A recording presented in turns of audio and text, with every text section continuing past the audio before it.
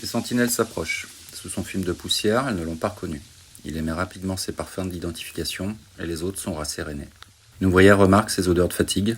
Elle lui propose une trophalaxie, le rituel du don de son corps. Toute fourmi possède dans son abdomen une sorte de poche, en fait un estomac secondaire, qui ne digère pas les aliments. Le jabot social. Elle peut y stocker de la nourriture, qui reste indéfiniment fraîche et intacte. Elle peut ensuite la régurgiter pour l'envoyer dans son estomac normal digérant. Ou bien elle la recrache pour l'offrir à une congénère. Les gestes sont toujours les mêmes. La fourmi offreuse accoste l'objet de son désir de trophalaxie en lui tapotant le crâne. Si celle qui est ainsi pressentie accepte, elle abaisse les antennes. Si elle les dresse bien haut, c'est un signe de refus. Elle n'a pas vraiment faim. Le 327e mâle n'hésite pas. Ses réserves énergétiques sont tellement faibles qu'il est sur le point de tomber en catalepsie. Il s'emboîte bouche contre bouche. La nourriture remonte. L'offreuse régurgite d'abord de la salive, puis du miela et une bouillie de céréales. C'est bon et très reconstituant. Le mâle se dégage aussitôt. Tout lui revient. Les morts, l'embuscade, pas un instant à perdre. Il lève ses antennes et pulvérise l'information en fines gouttelettes alentour. Alerte, c'est la guerre. Les naines ont détruit notre première expédition. Elles ont une arme nouvelle aux effets destructeurs, branle-bas de combat, la guerre est déclarée. Charge, rage, saccage, nuée, ruée, coulée.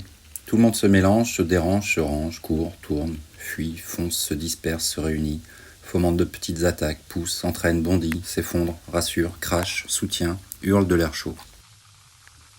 Partout, la mort est désirée. On se mesure, on s'escrime, on ferraille. On court sur les corps vivants et sur ceux qui déjà ne bougent plus.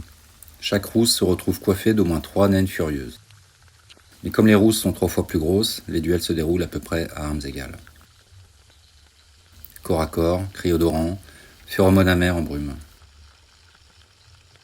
Les millions de mandibules pointues, crénelées, en dents de scie, de sabres, en pinces plates, à simple tranchant, à double tranchant, enduits de salive empoisonnée, de glu, de sang, s'emboîtent.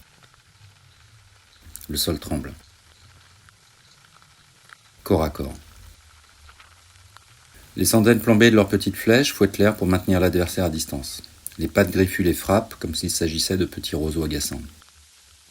Prise, surprise, méprise.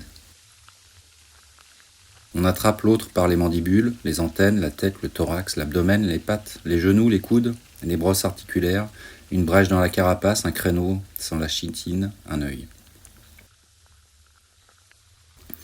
Puis les corps basculent, roulent dans la terre moite.